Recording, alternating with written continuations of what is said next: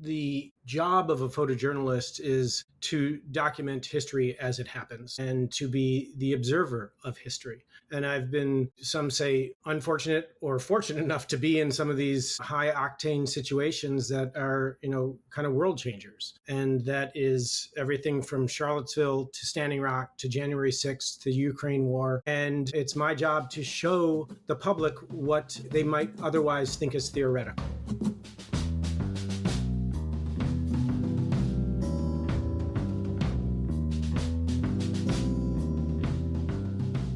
Photojournalist Michael Nigro reported a piece for the Bucks County Beacon earlier this month from the streets of Los Angeles, which were turned into a war zone after President Trump sent in the National Guard and Marines to quash anti-ICE protests. He was actually shot in the head with a non-lethal bullet by police, though thankfully he was wearing a helmet at the time. This multimedia journalist based in Brooklyn, New York, joins us today to talk about his work and his penchant for documenting world-changing stories that has put him at the forefront of some of the most crucial events of our times, including Occupy Wall Street, Standing Rock, Charlottesville, the Yellow Vest movement in France, the January 6th Capitol Riots, and 3 assignments in Ukraine, to name a few. His work has been featured in dozens of publications, including the New York Times, The Guardian, Vice, The Intercept, Rolling Stone, and Time magazine. Hi, Michael. Welcome to The Signal. Hey, Cyril. Glad to be here. To start off, can you explain how you got interested in journalism and photojournalism? I'll make it as briefly as I could. I have a background in TV and film and writing. And I started out as a writer and was here in New York writing for TV shows. And then I started directing TV shows. And I was directing this show called Cash Cab, if you remember that. We would drive around New York City and people would ask questions and they'd win money. And that we usually shot into the night. And at the end of one day, somebody said, "Do you know what's going on at Zuccotti Park?" And I said, "Well, I heard this thing about Occupy Wall Street." And after my shift at Cash Cab, I just walked down there and started just shooting stills and video. And from Occupy Wall Street on, that's kind of how I began my photojournalism career, where I was down there watching and witnessing things that was not being reported upon. And I took it upon myself to, these are my eyes and my ears, and I'm going to try to document this. So I did, and I had a few outlets that were interested in my work. And from then on, I just started pitching, and I kind of bifurcated my career between TV and film and journalism. From then on, I just started pitching outlets, and sometimes they'd be like, you're the first in line. So go ahead, go off to Standing Rock. Go ahead, go off to Hong Kong. Those types of things. So what is your approach to photojournalism? What are you trying to capture for the reader and viewer? I think that the job of a photojournalist is to document history as it happens and to be the observer of history. And I've been, some say, unfortunate or fortunate enough to be in some of these high octane situations that are, kind of world changers. And that is everything from Charlottesville to Standing Rock to January 6th to Ukraine war. And it's my job to show the public what they might otherwise think is theoretical. And what I mean by theoretical is that specifically even for the photo essay that I did for you, which is to show the human face of it, and that people at home can see that these immigrants or the people that are on the front lines fighting for their communities, that they're real. It's not a theoretical fight. It's not just a talking head on a news station. It's somebody that could be your brother, your mother, your sister, your daughter, your brother, your cousin, your neighbor.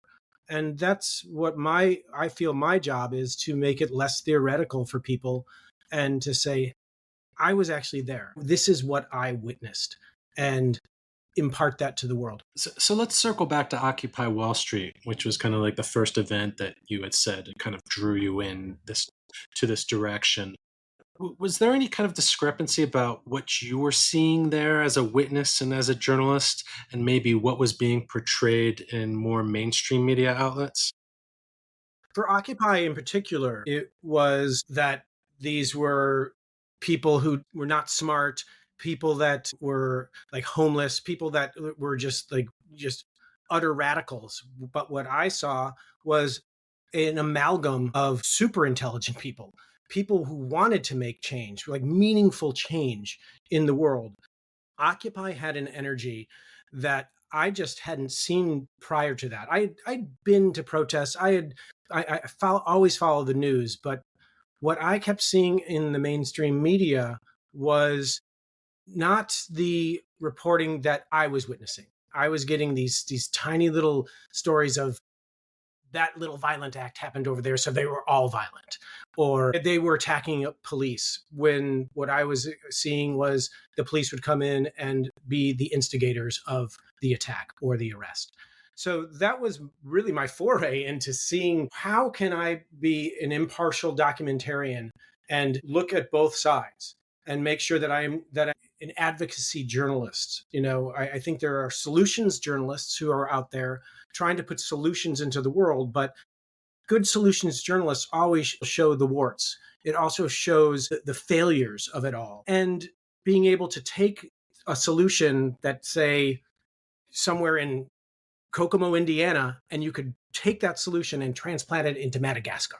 Like, those are the types of things that I get really excited about. And I think there's kind of a movement to do this kind of solutions journalism. It's not advocacy. You're not doing a vanity piece for somebody. You're saying, like, this is what they attempted, this is how they failed, but this is what is working. I mean, what would you say was kind of an accomplishment of the movement and maybe a failure or kind of short? Well, I will say, once you get to the numbers that they had, census doesn't work.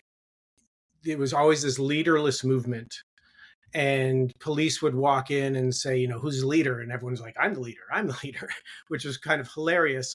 But there really was it was very decentral. But once you get thousands of people, like, you're not going to get anything done. You need to have some kind of something to coalesce and someone to drive the message. And I think that's where one of the failures was. The message was too dispersed. And I think that it's a problem with any social movement, is the infighting. And once those numbers started to happen, those infighting was just natural. There was also, bringing criminals who just got out of Rikers and dropping them off into Zuccotti Park, saying like there were free meals there, which there were, and everyone was welcome into that area. But it started kind of eat itself. Where you still see remnants of Occupy, you can look at the Bernie Sanders movement. Like, those were all talking points that came up. Even, Biden's Green New Deal really started back at Occupy, and with Jill Stein kind of bringing that to the forefront. People don't like Jill, or maybe they do, but that was a residual of Occupy. There's something called canceled medical debt, which came born out of Occupy Wall Street. These two gentlemen who worked for debt collectors realized that there was a way to eradicate people's medical debt. And that was, you buy their medical debt pennies on the dollar. And instead of taking it and enriching yourself by going after these people, they just buy it pennies on the dollar, and then they go, it's gone. They dismiss all their medical debt. So all these people, I think they're up to $9 billion of debt that they've erased. So these people who have this medical debt, they get a letter in the mail from debt strike. I can't remember what it's called. I'm sorry. But they get a letter in the mail that says your debt has been bought and you no longer own anything. So that is a real bonus and a residual of Occupy. Like you had said, your reporting has taken you, all over the country as well as to different parts of the world, from Standing Rock to Charlottesville to the J6 insurrection, as well as to the Yellow Vest movement in France and the war in Ukraine. Is there one story that you've covered that was particularly difficult to do, and why? A lot of these issues are emotionally charged. Wow, there's a lot. From a personal point of view, I think Charlottesville was just physically rough on my body. But from an emotional point of view, I'm quite, I don't want to say inured to it when I'm doing that work, but I do have a kind of shield of invisibility with my camera. I am able to disassociate the emotion that's unfolding, and then doing the work, and then coming home, going through the photos, writing, filing, and then it kind of hits me. So I'm not a brick, but when I'm out there, I'm trying to be as calm and as mentally aware of the things that are going on, just for safety reasons often, but also like I'm not the story. In particular, like just when I was in Los Angeles this past last week, and the journalists became part of the story. And because we're being shot at by the police, gassed, run over by horses. I don't want to say that I was a story. I think the First Amendment is the story in that. The war in Ukraine was incredibly difficult because we traveled up and down the front lines to these cities where people didn't have the means to leave. Those who had the means did leave. Other people are just living in utter squalor and, you know, just kind of holding on. And there's not a whole lot you can do except they want their story to be told. And so we would tell, or I would try to tell their stories. And then I carry around those with me. I carry around Standing Rock probably more than anything, frankly. I mean, to go back to Occupy, I know how hard it was to get, 5,000 people in downtown Manhattan to be part of that movement. And then there were encampments all over the globe. But to get 12,000 people in the middle of North Dakota in the middle of winter, that was crazy. Like they built an entire city there, and there was such an energy of we're going to achieve something. And even if we lose, we still are achieving this kind of collective energy. And that was a real special time for me covering that, and a different time as a journalist because you're on native land. It's the rules are different as a journalist, and you had to adhere by them. One of the best lessons I took from there is it was everybody wants a revolution, but no one wants to do the dishes. Meaning, you're here in this camp. I don't care if you're a journalist, a doctor, or a military vet. You're working. You are going to be part of it. And so what we decided to do was we would chop ice where we were all sitting because it was so icy there. Everyone's falling, tripping, breaking their arms. So we chopped ice as kind of our foray into being part of that in camp. There was quite a bit of police repression there as well. Yeah, that was the first time I ever had an automatic rifle pointed at me from the turret of a militarized vehicle, and said, "This is for real." And also just the violence that happened in the camp when they overran the camp. We had a choice. The journalists did to go and stand on the 1806 highway away from the encampment in behind police cages, or risk arrest and stay inside the encampment to shoot what was going to happen. It felt very much like in Saving Private Ryan when they're waiting for the Germans to advance into the town. Everyone's just sitting there waiting for this to happen as they're amassing. And a number of journalists, myself included, decided to stay inside the camp and document, because once a government or the military tells you what and where you can shoot, you're not doing your job as a journalist. And they even said, look, we'll walk you into the camp for 10 minutes, then we'll walk you out. And we're like, that's not the First Amendment. We are here to document what's about to occur if something occurs. And it did.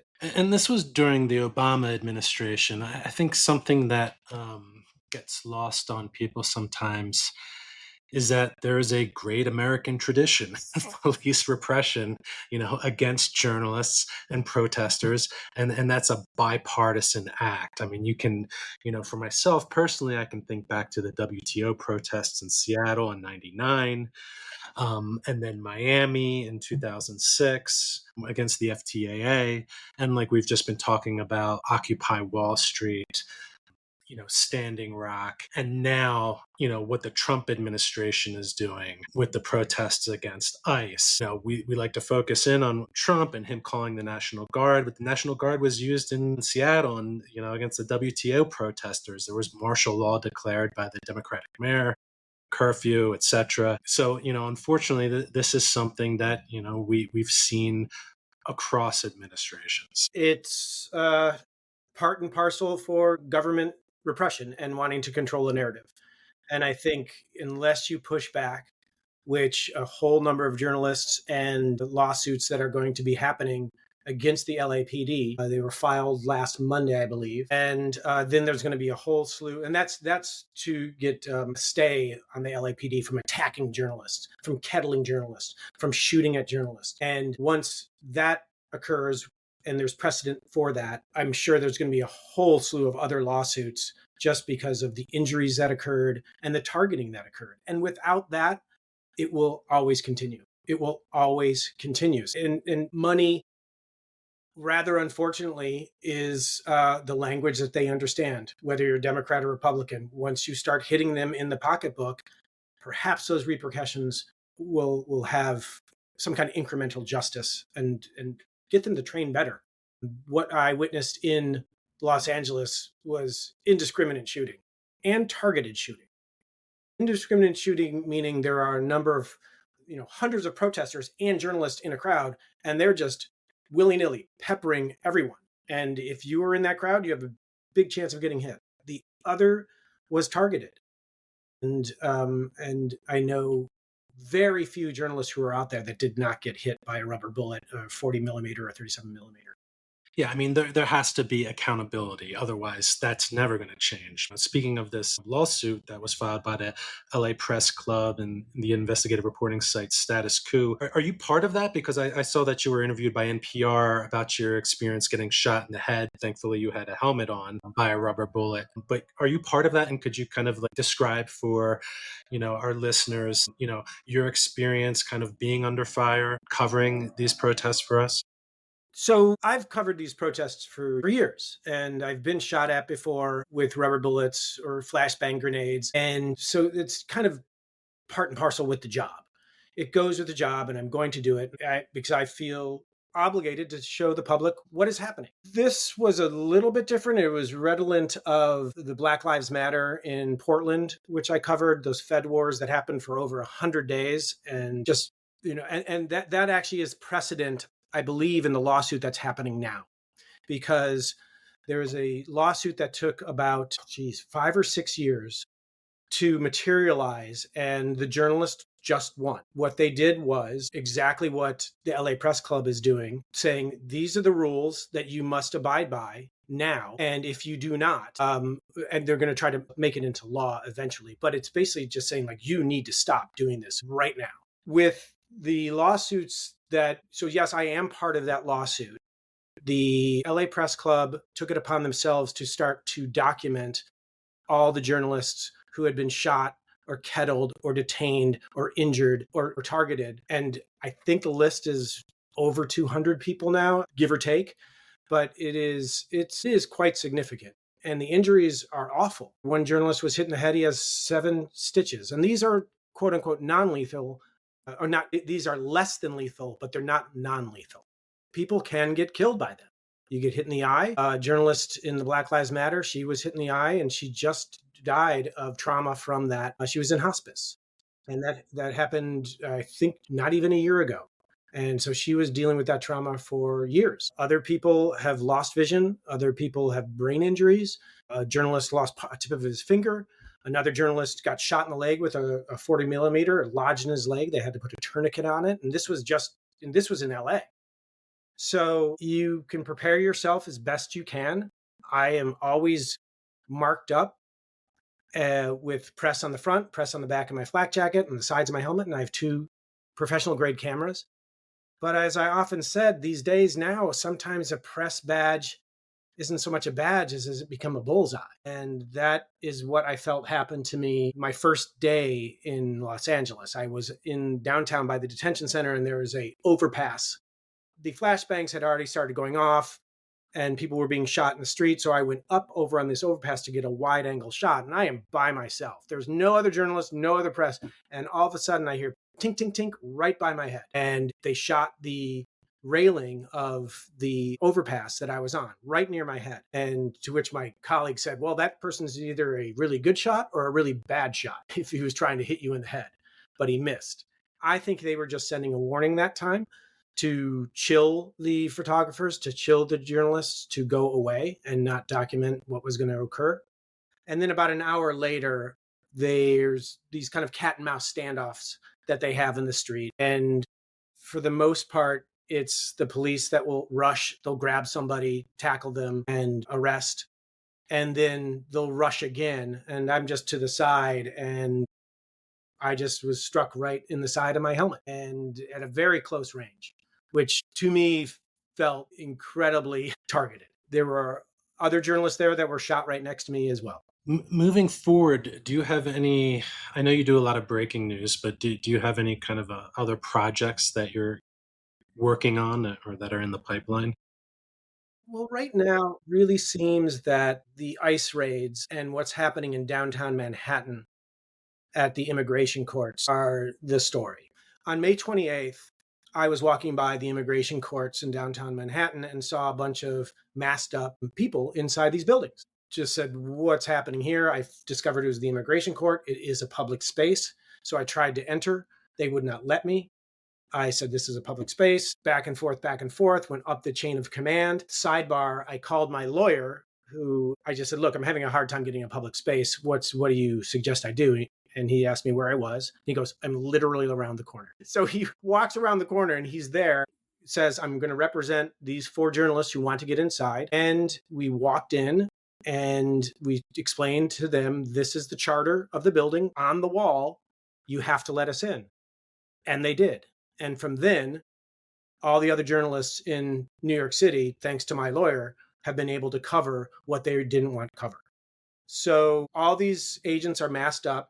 And at first, they were not showing any badges or any identification marks. They were just masked up with a pair of handcuffs. And they would get people, immigrants, who are doing the legally right, correct thing to go to court, their mandatory day in court. And then they would arrest them, no matter what. Whether the judge gave them the stay, whether a judge dismissed their case, didn't matter. They would take them, arrest them, and disappear them. And they would separate families, some men, some women, very few kids. If you're 18, you might get arrested and deported. But they would not identify themselves, which I think was super, super important. And we saw what happened in Minnesota. You had somebody dressing up as a cop and went in and shot 2 lawmakers, a husband and wife. So what has occurred since I've gotten back from Los Angeles, more and more journalists are trying to cover these snatch and grabs at the courts. And but they are now in full tactical gear. Will not identify themselves. Most of them are masked, covering their faces. And when asked why, they will not respond. But I think it's our duty again to show the real faces, the real human beings, the real families being torn apart by this. So I'm going to be covering this for quite some time, I think. And with what's happening in Washington, D.C., there seems to be a breaking story like every other hour. So not that I mean, I like being busy, but I've covered bad news for quite some time, which I'll circle back to why I'm looking really more into getting to some kind of solutions type of journalism that can offer solutions rather than just these heartbreaking stories, really. While I had said before, I think police repression has been a bipartisan problem. I do think the Trump administration has kind of cranked it up a couple notches, with this paramilitarization of ICE, right? The masks, the disappearances, it makes me think of like Latin America in the 1980s, right, during the dictatorships in like Central America. So yeah, it's extremely dangerous, and unfortunately, like this is going to be an ongoing story, as you said. And I'll jump in on that. Yes, Trump has ramped this up, but in a way that we didn't see at the WTO, because the governor and the mayor, I believe, asked for the military. No one in Los Angeles asked for the military or the National Guard. The mayor didn't. The governor didn't. The police have been able to, and this was a very small footprint in Los Angeles where all this was occurring. So now that the judge has overturned that Trump can go ahead and put National Guard into any city that he wants, I would expect to see it coming to a town near you, which is, again, an unprecedented move and unnecessary. Yeah, I mean, I think they think it's necessary because they see creating this kind of like climate of terror as a tool in their toolbox of repression in order to advance this kind of like, mass deportation scheme. Yeah, I mean, to boil it down, to distill it down to the very fundamental question, forget immigration, forget all this. Do you believe in habeas corpus? That's it. Yes or no. And if you do, this is wrong. And you can be Republican, MAGA, Democrat, Libertarian. Like that's the basic of basic questions. Do you believe in due process? So finally, How can people follow your work and actually support your work as an independent journalist covering social justice movements? Well, I'm on, the Instagram. I have my own website. They're both Nigro Time, kind of like Hammer Time without the baggy pants. And I have a Patreon if people ever want to donate so I can get a cup of coffee. But I do this work because I think it's important. I do this work because I'm driven by it. I do this work because I believe the public wants to see what's really happening. And, I can only be in one place at one time, and I can't shoot what isn't there. So I shoot what is there and where I go.